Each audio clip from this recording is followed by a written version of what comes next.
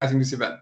So before listening to me for the 20 minutes and the discussion, I want to introduce myself. So I've done quite extensive work in building practical NLP solutions for the last years, as well as published research at top conferences. With Deep Opinion, I'm now realizing my mission to empower people to become the heroes of the text intelligence revolution, which means enable them to solve text challenges on their own.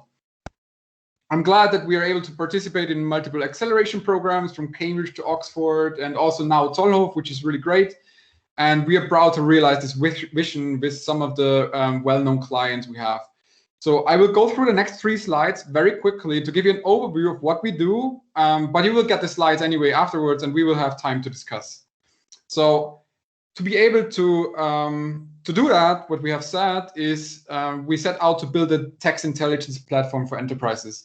Basically, the platform enables teams to bring intelligent automation to text-based processes throughout the whole organization. It consists of a studio, which is a no-code solution, an API, a Python framework, and pre-trained models. The platform enables end-to-end workflows for intelligent automation of text-based processes. So business teams can now really automate their own text-based processes, and technical teams can use it to deliver better NLP solutions faster. So with our AI and NLP technology, we outperform on scientific benchmarks on the one hand, as well as for real-world use cases, our customers report that we clearly outperform all the other vendors that they benchmarked, which is really great to hear. So now knowing what my team and I are doing, let's get into the topic of today.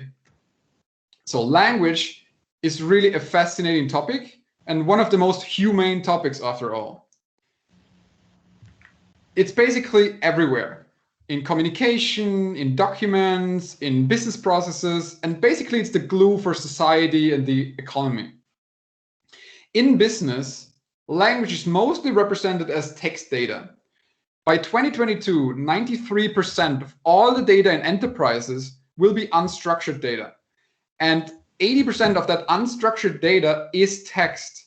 So there's huge potential for automation. This is only a selection of text-based processes in an organization that can be automated with intelligence.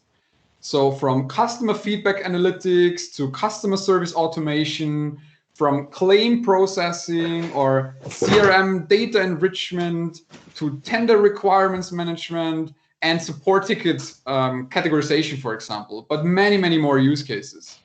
So let's take customer feedback analytics as an example.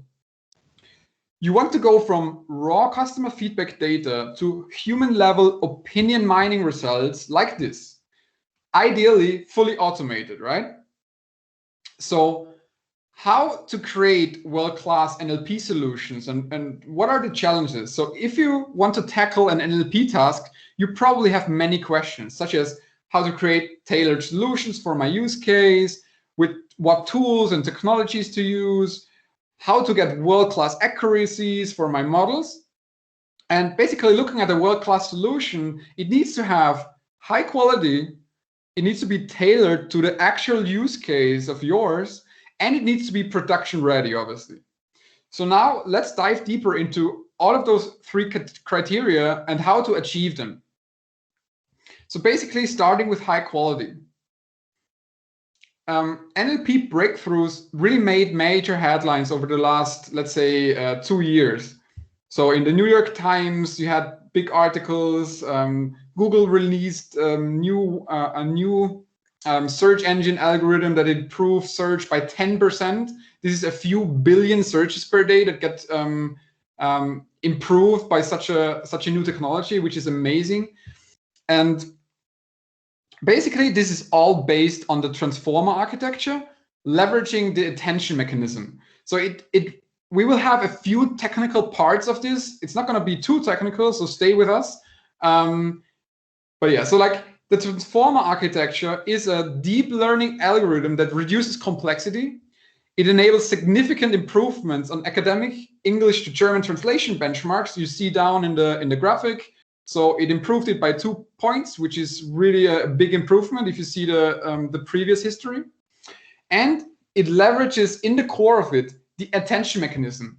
Attention is basically a mechanism that lets the neural network, the deep learning algorithm, attend to all of the words in a sentence to really understand the words in context.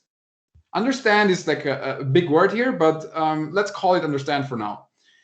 It allows the model to basically learn and focus on the relevant parts of the input sentence as needed. You see that in the graphic below, but we will look at an example. So attention is all you need was basically this seminal paper that came out in 2018.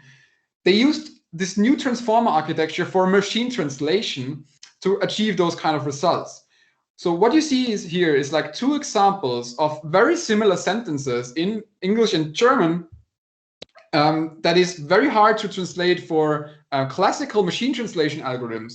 So the animal didn't cross the street because it was too tired. So here, to translate that, you have to say, das Tier hat die Straße nicht überquert, weil es zu müde war. Here, it's clearly about the animal. So the correct translation is es. So for the second sentence, the animal didn't cross the street because it was too wide. Here, the wide refers to obviously the street. So das Tier hat die Straße nicht überquert, weil sie zu breit war. Weil die Straße zu breit war. In this case, the network really needs to understand which part of the sentence the it is referring to, and really needs to understand the context of what tired is related to. So tired cannot be related to a street. Tired can only be related to an animal. And wide can only be related to the street, and probably very unlikely to an animal. So the system recognizes these subtle differences and is able to translate the sentence correctly. So for that, you need to really consider the context of all of that.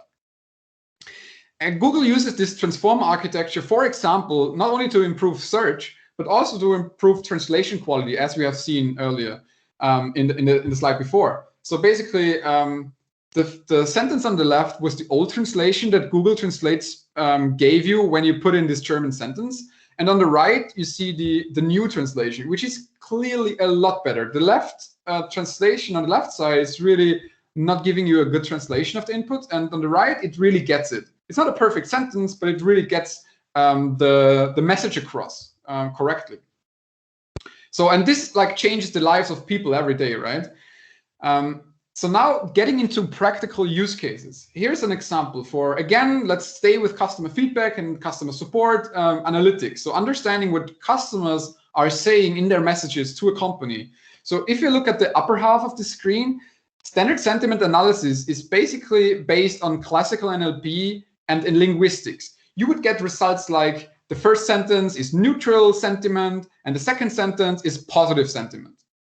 But if you look a little bit closer, both of those sentences on the bottom half of the screen, you see that they have different sentiments in the sentence. So the service was outstanding is clearly positive towards service, but the breakfast was poor. So it's clearly negative towards breakfast. And the classical sentiment analysis averages this and gives you a neutral sentiment.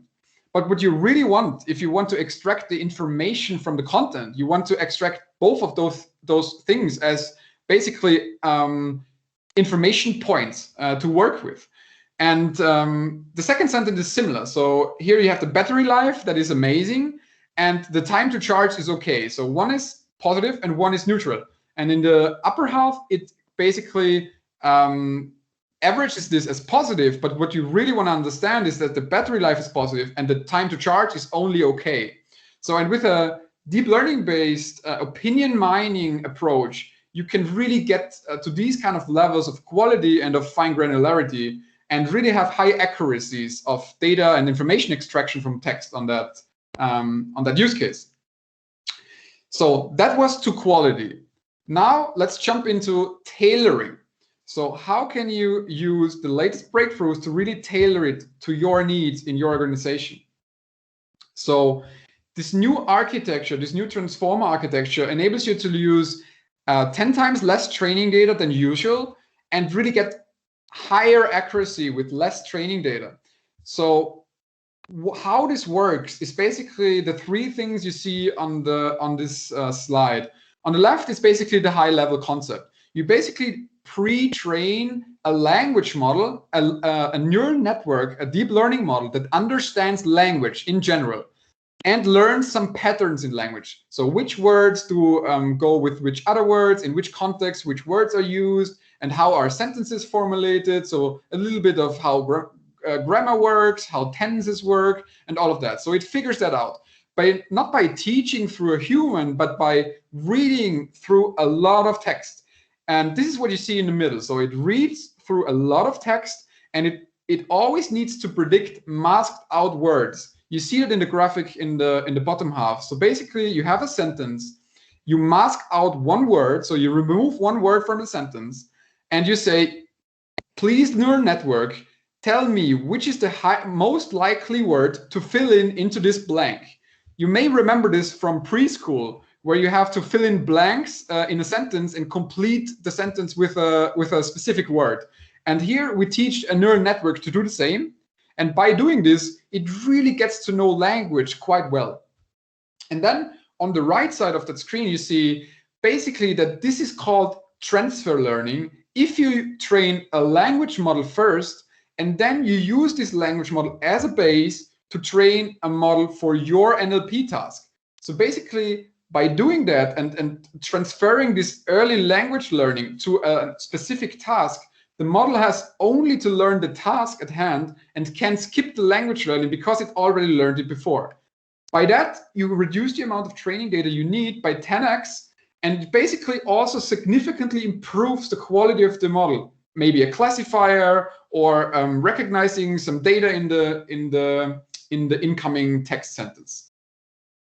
So this is how this works in detail. I mean, we could go even deeper, but I think then it would be too technical how the actual neural network works. Here is a use case example for customer feedback and support analytics again.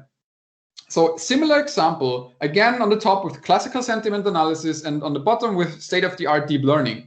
So here you see an example that says a 5-minute walk is always positive on the upper side. But if a metro station is a 5 minutes walk away from you, that's actually good. But if a smelly factory is a 5-minute walk away from you, that's actually not positive in a traveling context. And as well, and all of you are will pretty surely recognize that a pool being warm is actually something positive and not negative. And the waiter served me a warm beer, so a warm beer cannot be positive, right? And in the bottom half, you see how a deep learning algorithm that is really tailored to this specific context and to this specific industry really is getting these nuances and is recognizing these differences and classifying it differently.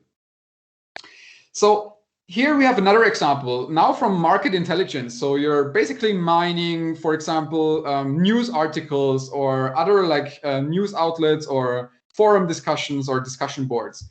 So a classical sentiment analysis algorithm would give you two neutral predictions for this sentence, because there's basically no sentiment in the sentence. The summer was very sunny. There was barely a cloud in the sky. But if you come from an industry, let's say solar industry or agricultural industry, that actually has a sentiment and that actually is directed towards positive or negative outcomes. So a summer being very sunny is positive in terms of solar energy, right? And a summer being very sunny or too sunny is basically not that nice for the agricultural industry. So basically with deep learning, you can now get to this kind of granular level in context specificity and industry specificity. So this is really, really great and really helps to get more accurate models. Here we have another use case from claim processing, how it might appear in an insurance company. So you have the text input, basically, hello, I was driving my car in the rain with my wife and kids and hit a side mirror while parking. Unfortunately, the other car also had a scratch. Is that covered? So you can extract a lot of information to really reduce the handling time of that claim, to assign it to the appropriate agent, to save time, costs, and really improve the outcomes of the whole claim processing and claim management process. And with deep learning-based systems, you can really get down to this level of granularity and this level of quality of extracting from very rough input from a human written text. Another use case would be tender requirements classification. So you're basically getting a tender offer or an RFP where you have a lot of requirements to fulfill to basically hand in an offer.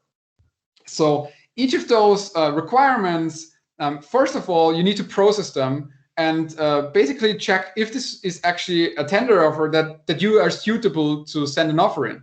Then another thing that you need to do is to assign the requirements to the responsible business unit, team, and or person in the company to deal with this specific requirement to, in the end, create a proposal or an offer to hand in. So this will help you to create, and you can basically automate those processes, right? And this will help you to create more opportunities and higher accurate price proposals and a higher success rate, basically, in handing in tender offers.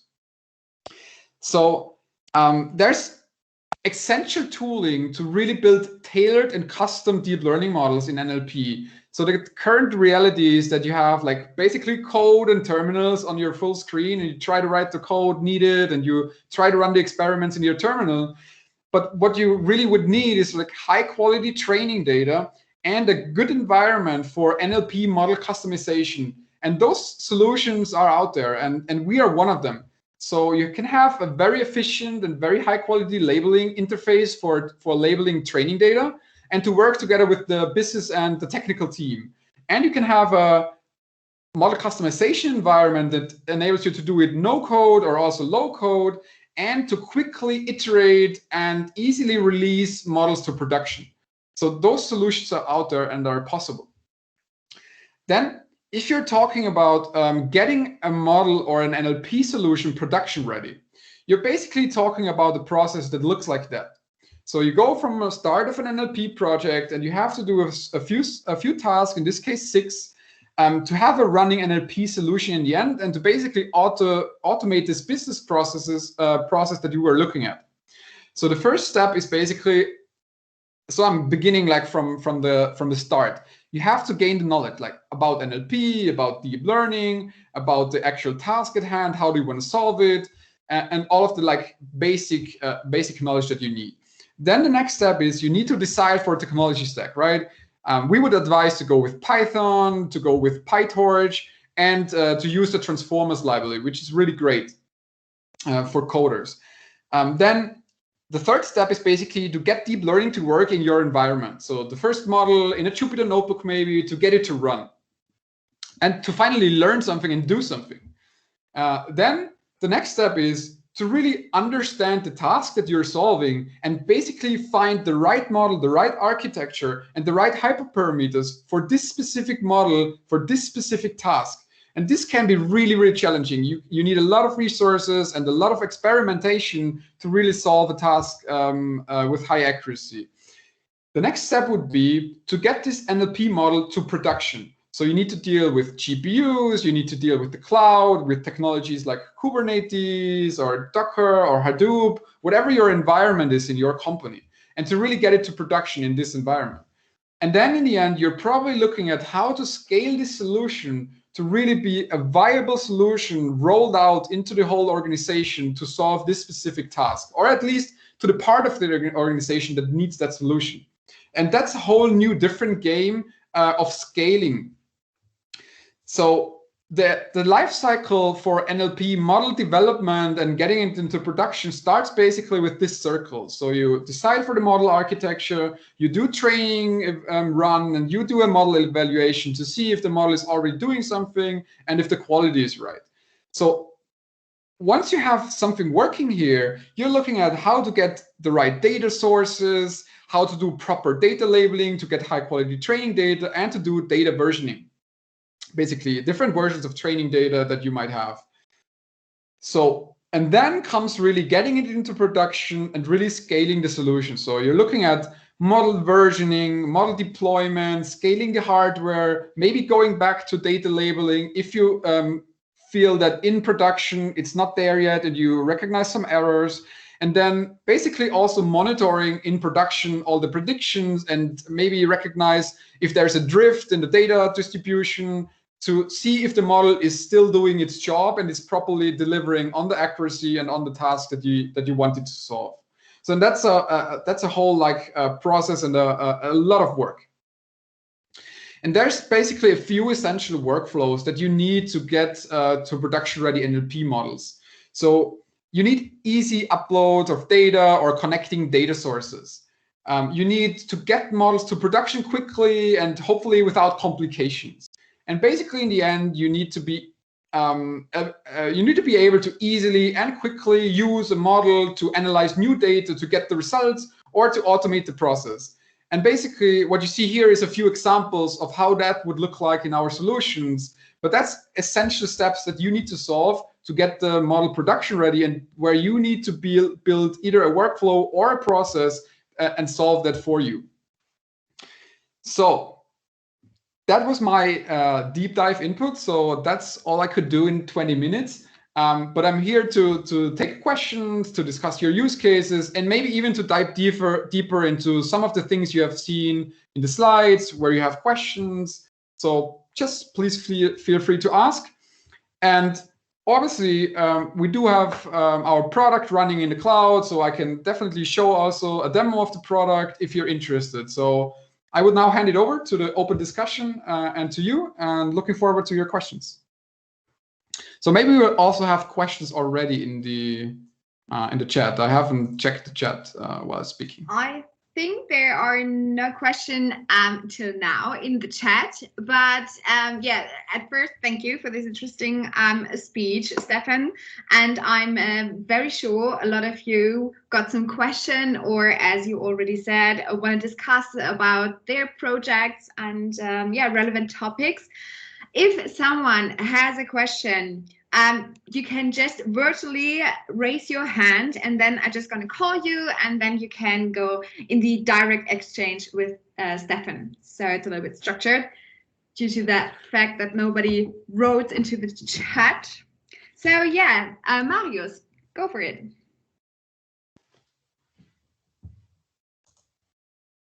You probably need to unmute yourself. Yes, just saying that. Second. All right. So thank you for the slides, and looking forward to see your demo in here. We've been also having some challenges which you've been describing in there, and mainly we are looking for some solution, a similar solution that can solve this kind of issues, the limitations of the AI and the NLP. I have one question. So mainly your product now, it's in your platform, or how this works? Yeah, so our product is, so it consists of a user interface where you can really use it no code to label data, also to train models with a single button click, and you can publish models to your workspace. So that's the cloud no code solution. Behind that, we have an API. So you can really use the API to integrate with your enterprise tools and systems and processes. Behind that, we have a Python framework that we call AutoNLU, so Automated Natural Language Understanding. And with this Python framework, you can basically do the same thing that in the platform. You can train models, you can do it on premise, even with the framework, and play around with it in Python code. And together with that, we have on-premise solutions that come as Docker containers. Basically, everything you have seen and that you will maybe see in the demo is available as Docker containers, and you can bring either a model or the whole studio on-premise to really solve also use cases on-premise. So basically, hopefully tackling all the needs that you have in your environment. I mean, this sounds that you already thought about, let's say, the use cases and where this could be deployed and so on. And from my understanding, you already have some solutions in production already? Absolutely, absolutely. Yeah, we have on-premise solutions in production for customer feedback analytics, for requirements processing. We have a lot of use cases are around customer feedback, customer support data. So triaging customer support tickets is a use case that a lot of our clients are looking at to automate this process of forwarding to the right agents or prioritizing tickets. Absolutely. Clients are using that And in production. how would you rate the current state of your technology when it comes to, let's say, general AI and stuff like that? Would you rate it over 80% or? You mean like quality-wise? Yes, I mean, it's reliable enough so people can use that in, let's say, for some strategic decisions or some Okay, yeah. decisions. So the quality, Niklas, I've seen your hand. So just I'm answering this final question here. So yes, absolutely. So what we have seen, and there's like plenty of models that are trained by customers in our platform, and we see you can get up to 90% or more accuracy if you have a really good training data set and you follow the steps. Absolutely, and this is more than reliable. That's basically the same kind of level that humans agree on. So basically, with the core technology, you can get to a really, really high level of accuracy. And I've hopefully explained that it's already production ready and in usage. And I'm happy to explore like your use case and your requirements and see if we can fit there as well. So happy to take that further. All right, thank you. We'll get in touch for sure. Cool. I think Niklas, if I saw the name correctly, had a question. That's right. Thank you. Can you give me an idea of how much effort I have to put into training a model once I set it up? So yeah, absolutely. Yeah, I can give you an estimate, obviously. So let's say maybe I share the slides again, because I have a bit more details to the training process and how we can use it here. So hopefully you can see the slide again. So that's the process again that we have been looking at in the slides. So this is the stage that you're looking at. So you have a model that is somehow working. The graphic on the right side shows you need to do kind of a grid search over the hyperparameters. So you need to plan in a few dozens of training runs and evaluation runs to really understand which model configuration is running best if you have found the model architecture already. So this takes definitely a lot of GPU time and probably a few weeks of experiments. And depending on your environment and depending on how you're using your system, then you hopefully have good hyperparameters and a good data set that you have ready. Once you have that, you can get this model to basically solve your own task, at least in a Jupyter notebook first step. This would take you another few days, up to a few weeks maybe. And then after this process, you basically need to do all the kind of production stuff. But I think you were asking like for how to get to a first model that delivers something and that is showing some results. So I would say a few weeks to maybe a few months, depending on how much resources you can spend and how much focus you can set. An easy demo can be done quicker, but it's for sure not something that is optimized for your use case or tailored. You can download the data source from the web.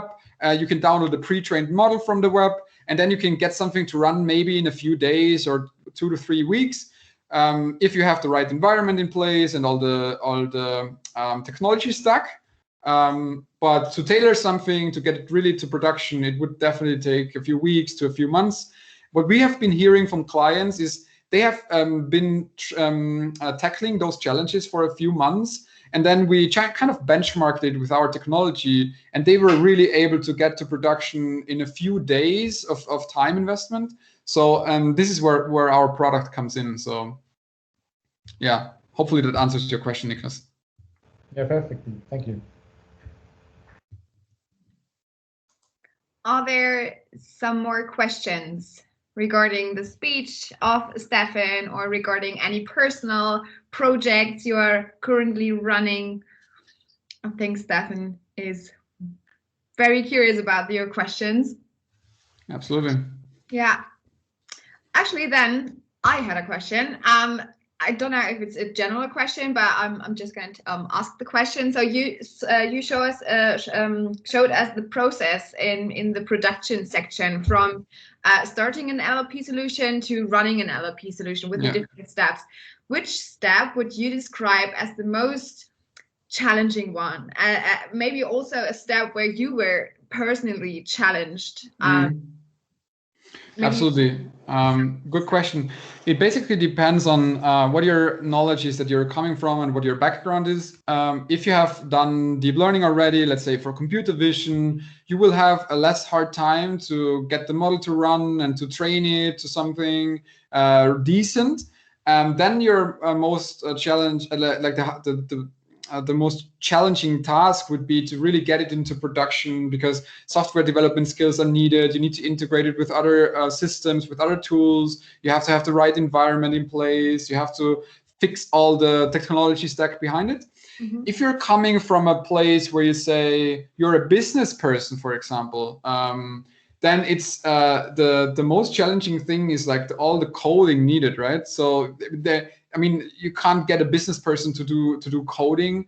That's why we actually developed our no-code solution, where you can use an interface to solve your task, because we see that a lot of business people and a lot of business teams actually want to solve it on their own. So basically, business teams right now can't really go anywhere in that case, and we are trying to change that and really enable them to solve challenges. And if you're coming from, let's say, some data science or data analyst or something like that background, I think getting into this deep learning way of thinking and actually dealing with deep learning models and training the first models, finding these hyperparameters, can be quite challenging, because it works a bit different than classical machine learning. It's still machine learning, but it's different. You don't really see why the model is doing what it does. You have a lot more hyperparameters to tune, and it's a bigger model. So one training run takes a few hours compared to an easy model, let's say a support vector machine or a logistic regression, which takes a few seconds. So you have iteration times of half a day or a day. You need to do overnight training runs and all those kind of things. So this is a different way of working, and it also slows you down, because for one training run, you basically spend a day waiting, and then you only can evaluate your results after that. And you have to also worry about the GPU infrastructure in the background. So coming from data science and data analyst background, or data science or something like that, or classical machine learning background, the deep learning part will be the hardest, I think. Yeah, so that's my take on it. Yeah. Maybe what's your experience in real life? So did someone,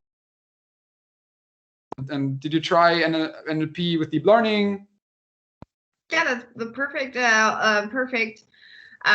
shout out to our attendees, as we wrote in our email, that we love and highly appreciate interaction. So which was the biggest challenge or problem you were dealing with, and maybe also the biggest lesson learned which you had in the real life, within the touch points of NLP. Don't be shy, just raise your hand and talk to us. That would be great. Maybe not the biggest challenge. If you don't want to talk about your biggest challenge and problem, maybe also your biggest success story.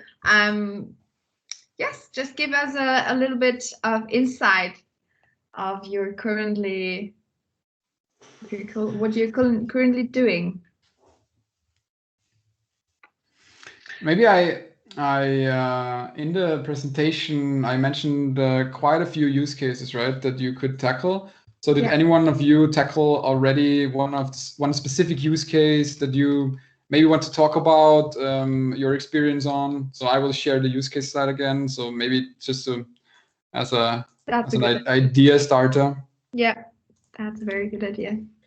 So we have those kind of use cases, and there are many, many more use cases in every company.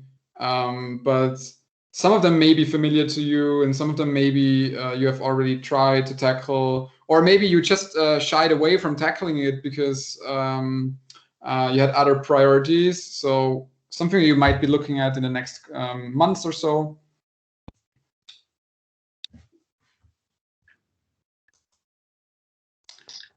I mean, the other thing we can do, obviously in a big group, it's kind of hard to have interaction. The other thing we could do is basically to show a demo, right? Yes, you mentioned your demo, which is also very interesting, and I'm very curious about. So I mean, just to show you how this might look like in reality, if you would be using such a tool. and how it might help you. So I'm gonna just switch to demo. Please like raise your hand whenever you have a question. Maybe also the demo sparks some questions. So. Yeah, you also always can use the chat function if you were a little bit not shy, but a little bit don't want to speak about a bit in front of an audience. Just use the chat function and absolutely. So hopefully now you can see the demo. Yeah. Basically, we're right in it, like right in the middle of it, right here. This is some results you might see, and what I have to say here, it's not a data analysis solution. You all probably have better data analysis setups than this one, but it's just an easy way to get a first understanding of the results of a data analysis on text. So here we have reviews from a banking app from the App Store.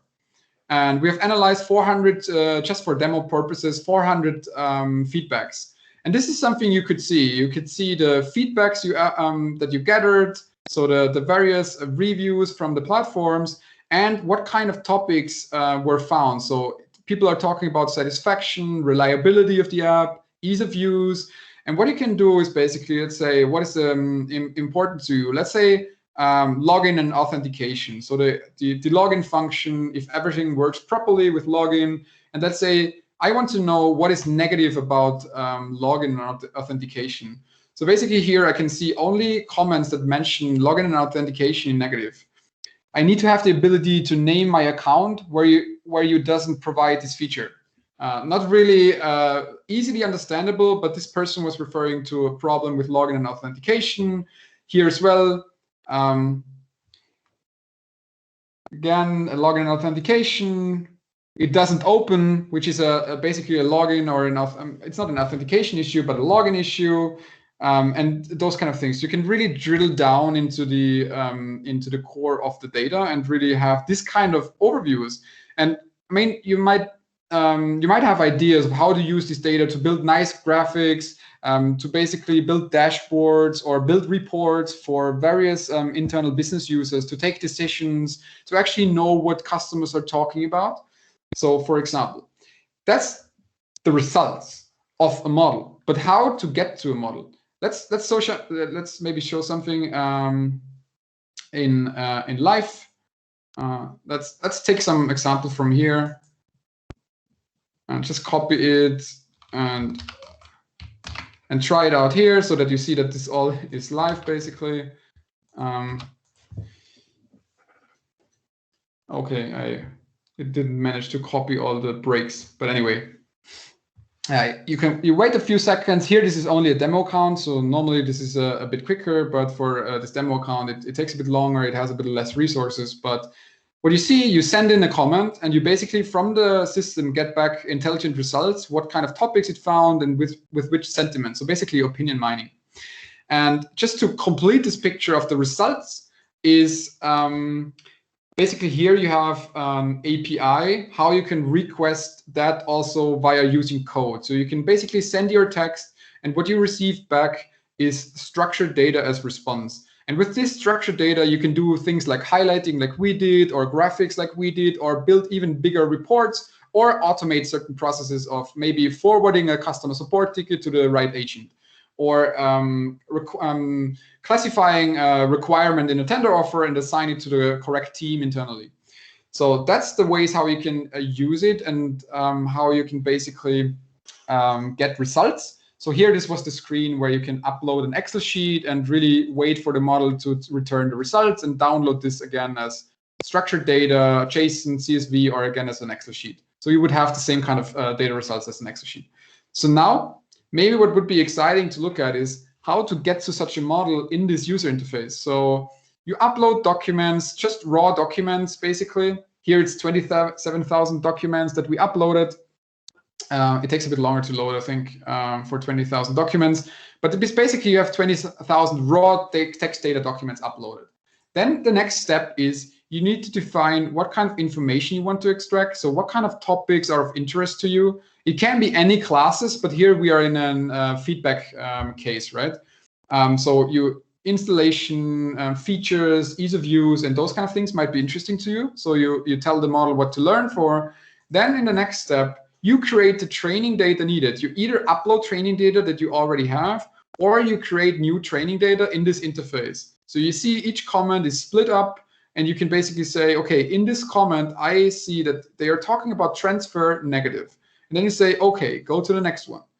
Here you see it's satisfaction positive. And this is the way how you can label. You can also have keyboard shortcuts. We're working on that.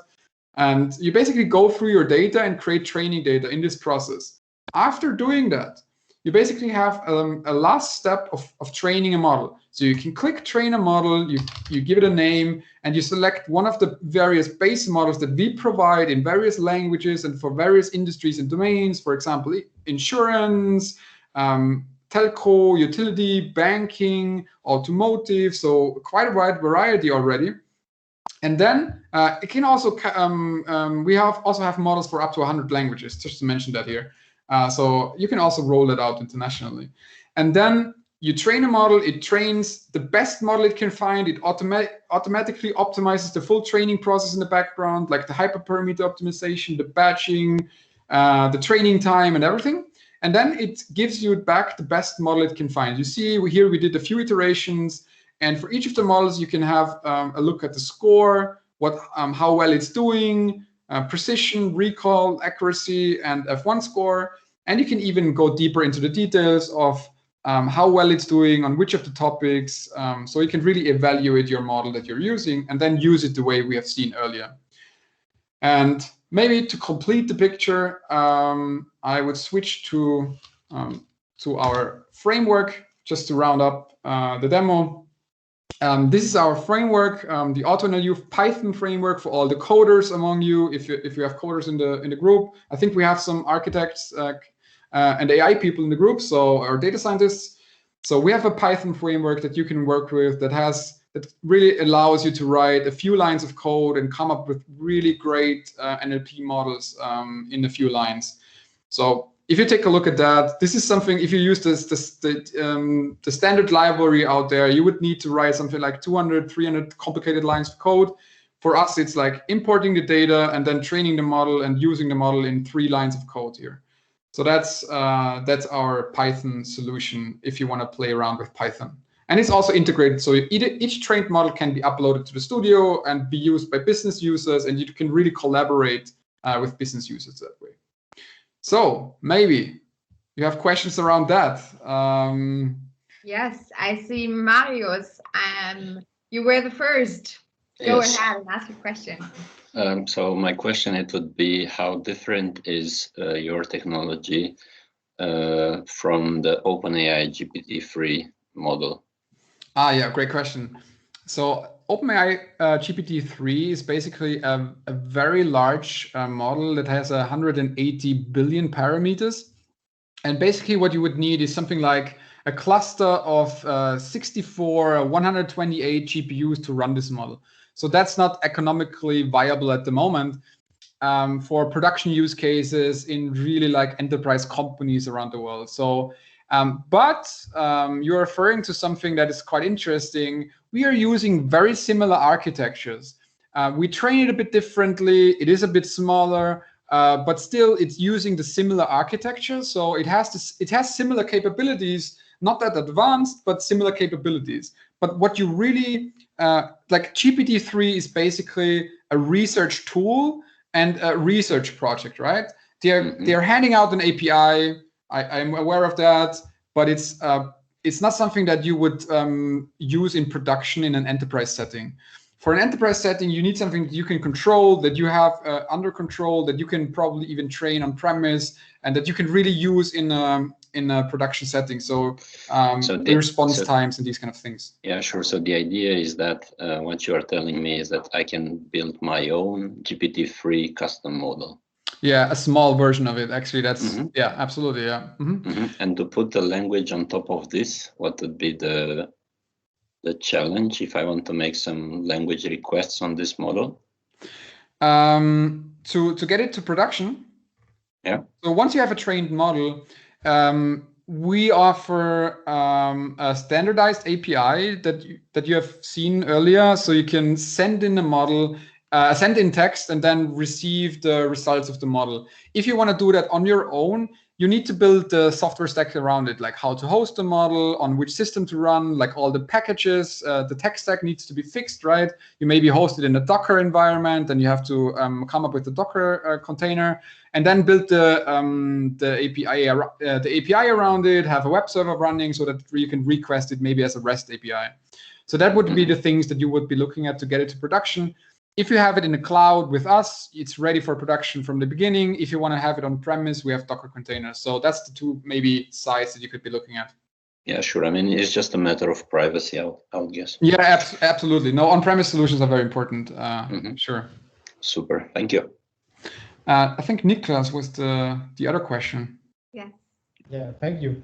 Can we have another look at the evaluation of the model? Oh, sure. Yeah, absolutely. Maybe explain how you get to the score. Sure. Sure, absolutely.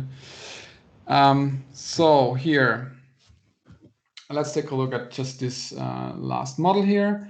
Yeah, so we have a few different scores, and we have experimented with various scores over the last 18 months.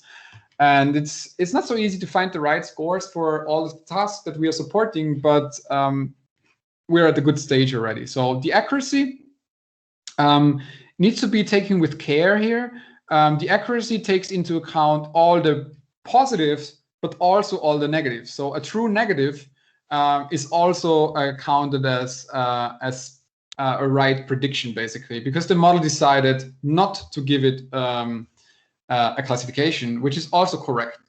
More detailed is the precision and the recall. So the precision is the measurement of if the model takes a decision, so does a classification, how accurate it is. Basically, from 100 decisions, 86 are fully correct, done by the model.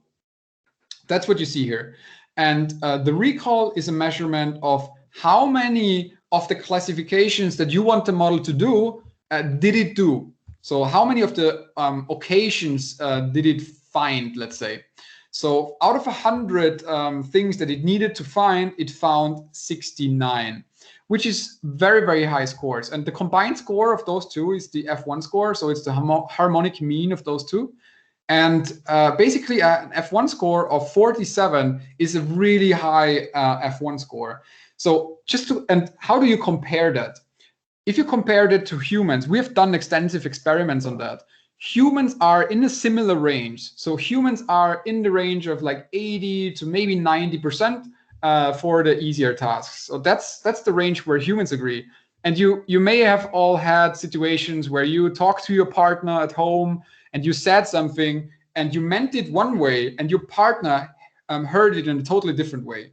So what I want to say with this example is language is not deterministic. So there's no truth in language. So it can be interpreted by different people. It is interpreted sometimes in a different way. And people tend to agree 80 to 90% of the times. And with the best models, you can really get there. So you can really have close to human level quality models with this deep learning approach nowadays.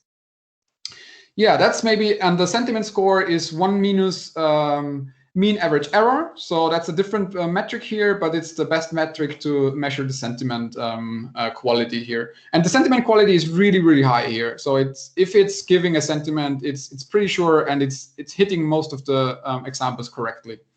And how you compute those is you have the training data, and we can take a look at the training data here. So you have training data and you have examples here for ease of use. So you have, again, some question? Okay, I will continue. Okay, so you have examples here for ease of use, positive examples, negative examples, and also non-examples. And maybe also here you don't have neutral examples, but maybe also neutral examples.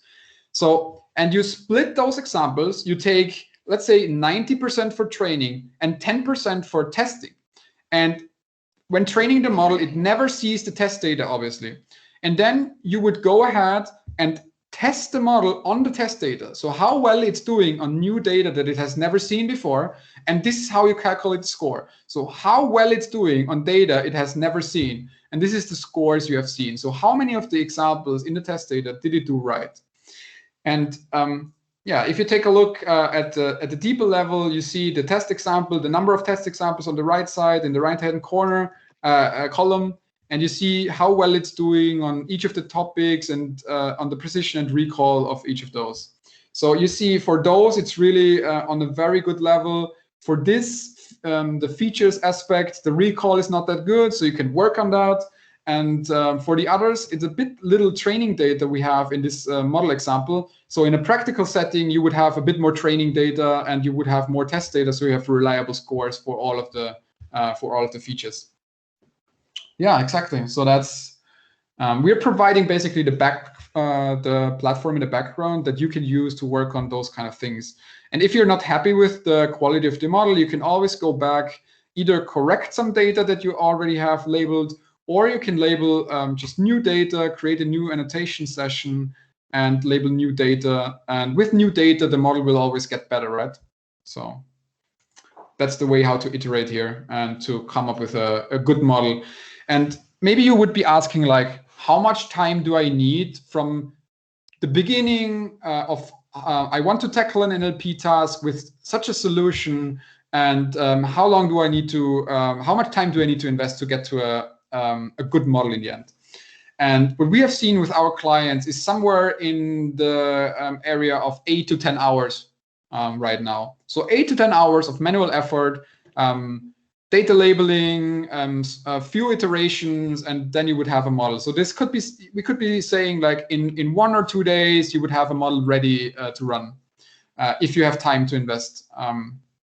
And if you spread it over a longer time frame, then it's like 2 hours every week. And in a month, you will have a production ready model for your use case. So in a normal setting, as we have talked earlier, this would take probably weeks or months to get to such a stage. And I mean, you even like you ask for the metrics, you even have to come up with the right metrics, right, for the right use case. So that's all like the details that we have solved, hopefully to help you out on your journey. Perfect. That was very nice. And Niklas, do you have another question regarding the answer of Stefan? No, he already answered my second question in the first answer. Okay, that's very nice. That's very nice. Great. Very nice. So although we started later, we are already almost at the end of our 1 hour deep dive know-how event. Last question. Does anyone else still has a question? If so, just raise your hand or just unmute yourself. If you don't want, or if you think about our event and you have a question afterwards, then you will have the chance to contact either us or Stefan directly. Stefan, you will receive a follow-up mail with all the contact informations and also some recommendations by Stefan and his colleagues to dive even deeper than we did today into the topic. Yes, so don't worry, you can be connected and can ask a question afterwards as well. Absolutely. Also, yeah, Stefan, do you wanna say anything else? No, it was great to have you. Great questions also, and I mean, it would be very interesting if you have further questions or if you have use cases in your company that you want to explore our tools or our solution for. So totally happy to discuss that, if it's a fit for you or not, if we have all the requirements ready that you need in your environment. So would be really interested to get also feedback on the presentation of today. So feel free to reach out, and yeah, would be great to talk to a few of you. Yes, perfect. That was the perfect bridge to my last favor request to you guys. My colleague just posted the link to our feedback regarding this event in the chat of Microsoft Teams. It would be awesome if you just click the link and give us and Stefan as well a quick feedback, because we want to improve ourselves. And also, this was the first time we had this event format. So yeah, if you liked it and enjoyed it as much as I did, and I probably think Stefan did as well, and I hope so you did as well. Yeah, just tell us your thoughts about this. All right. So if you are all happy And thank you again that you made it and you stayed in the call, although we started with some circumstances. Have a great evening and hopefully see you again at our next deep dive. Know how you went. Bye-bye, everyone. Bye. Bye. Thank you. Bye-bye. Bye. Thank you. Bye-bye.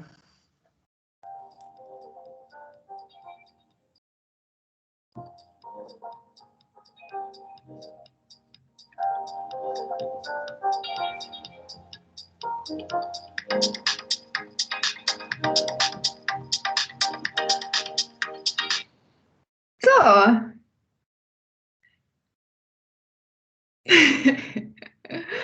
Hallo. Achso, hi, jetzt hörst du mich. Ja. Yes. Warte kurz. Willst du Liebling bleiben? Möchtest du in Ach du, anderen? ich stopp mal die Aufnahme. Das wäre eine Idee.